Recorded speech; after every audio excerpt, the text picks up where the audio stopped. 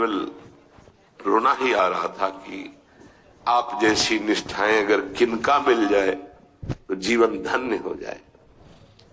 कल गुरुदेव तेग बहादुर सिंह जी महाराज का पावन चरित्र एकदम भाव में आया पढ़ रहे थे।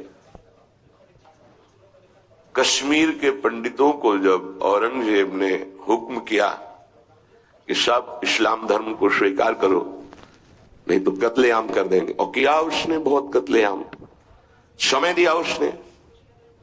भागे वो लोग। उस समय महामहिम गुरु गादी पर तेग बहादुर सिंह विराजमान थे। उनकी चरण शरण में आए और कहा आप ही हमारे रक्षक हो, आप ही हमारी रक्षा कर सकते हो।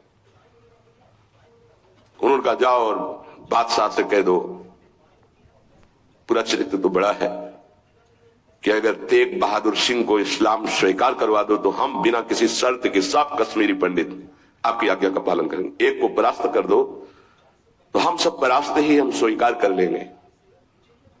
फौरन उसने बहुत ही अन्य धर्मों की तरफ उसका नकारात्मक भाव था। उसने आदेश किया बंदी बना के तुरंत तेग बहादुर सिंह को दिल्ली में उपस्थित किया जाए। सैनिक गए। बल विक्रम गुरु गादी में प्रथम से चला रहा है। उनके पार्षद और उनकी सेना तेग बहादुर सिंह की स्पर्श नहीं करोगे। गुरु तेग बहादुर सिंह के सामने शर्त रखी कि बादशाह के सामने तुम चलते हो या तुम्हें बंदी बना के ले चले। उन्होंने कहा तुम चलो, हम सत्य पर चलने वाले हैं, हम स्वयं चल के आ जाएंगे, तुम्हें बंदी बनाने की जरूरत नहीं। बहुत ही नाम कीर्तन होते हुए, भगवत भक्ति का प्रचार करते हुए, खूब झूमते हुए पहुंचे। बादशाह ने तत्काल उनको काबू में किया। देखा कि वो तो अपने वैभव के साथ बंदी बना लिया और कहा हमारे धर्म को स्वीकार करो। तो उनका दुनिया में यदि एक ही धर्म चलाना होता तो भगवान ने अन्य धर्मों की स्थापना क्यों की? इसका मतलब है अपनी अपनी जगह अपने धर्म का पालन करना परम कर्तव्य है। तो तुम अपने धर्म में मुझे कैसे बदल सकते हो? तुम्हारी सामर्थ्य नहीं है।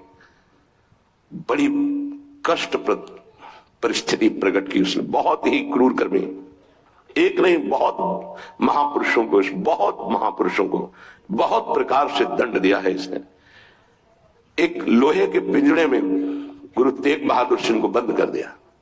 सैनिकों को, उसके पास अपार सैन्य बल था, तत्काल बंदी बना लिया गया। बहुत दिन तक उनको प्रताड़ित किया गया लोहे के पिंजड़े में, बहुत तरह से। हर बार वो उनसे जब पूछते अगर आप स्वीकार करें तो जो पद कहे मैं अपने राज्य का बादशाह था मैं दे सकता हूं, अगर नहीं स्वीकार करते तो परिणाम तुम्हें भयंकर भोगना होगा। तो उन्होंने हंसते हुए कहा कि प्रभु ने जिस धर्म में मुझे स्थापित किया है, तेरी सामर्थ्य क्या है? कड़वे ही शब्दों से, तेरी सामर्थ्य क्या है कि मुझे परास्त कर सके?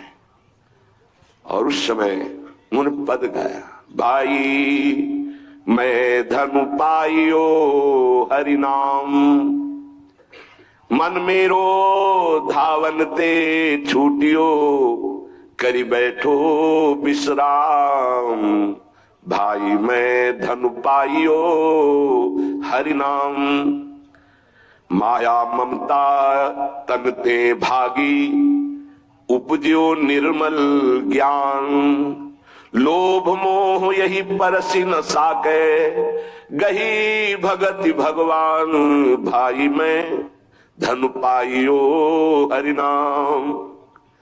देखो, भीषण प्रताड़ना, कष्ट, मृत्यु भय उपस्थित, और वो गा रहे कि भाई मैंने हरिनाम रूपी परम धन पाया है, मन मेरो धावन के छूटियो।